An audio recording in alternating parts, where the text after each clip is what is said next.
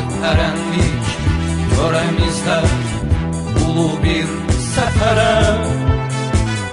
Işık saçsın kızıl elma, kaplasın her yeri. Dünya görsün Oğuz boylu alperenleri.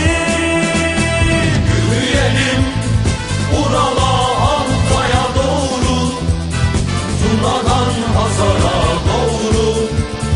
Al bayrağı alıp da yürüyelim Turan'a doğru. Yürüyelim Ural'a, Altay'a doğru, Tuna'dan Hazar'a doğru. Al bayrağı alıp da gidelim her yana doğru.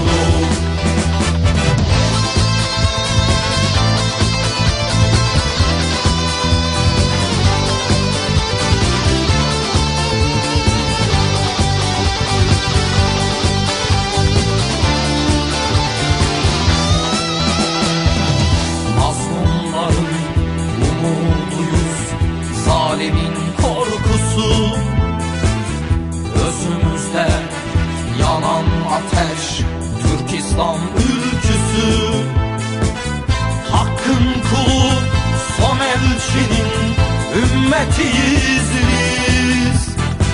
Hakkın ismini yücelten milletiyiz biz. Yürüyelim Ural'a, Altay'a doğru, Tuna'dan Hazar'a doğru. Al bayrağı alıp da yürüyelim Turan'a doğru. Yürüyelim Ural'a, Altay'a doğru, Tuna'dan Hazar'a doğru. Al bayrağı alıp da gidelim her yana doğru.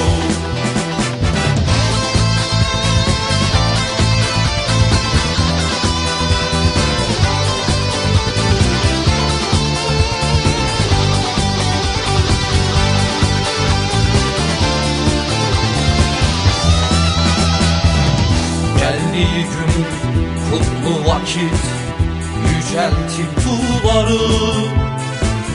Değiştireceğiz elbet bir gün çağları.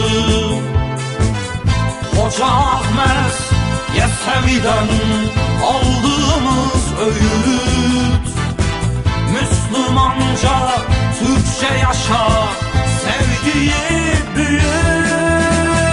Yürüyelim Ural'a, Altay'a doğru, Tuna'dan Hazar'a doğru. Al bayrağı alıp da yürüyelim Turan'a doğru. Yürüyelim Ural'a, Altay'a doğru, Tuna'dan Hazar'a doğru. Al bayrağı alıp da